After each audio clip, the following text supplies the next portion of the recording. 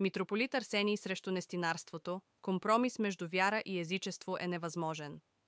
В навечерието на ежегодните нестинарски игри, сливенският митрополит Арсений отправи остро архипастирско послание до духовенството и миряните от Сливенската епархия, в което категорично осъди нестинарството като езическа и несъвместима с православието практика.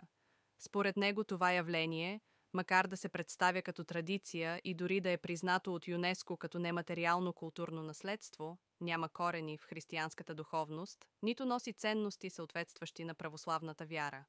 Митрополитът подчертава, че нестинарството представлява подражание на древни езически ритуали от страни като Китай, Япония и Индия, както и от античния свят, Древна Гърция, където жреци и магиосници извършвали подобни огнени обреди в чест на езически божества, като Аполон и Артемида.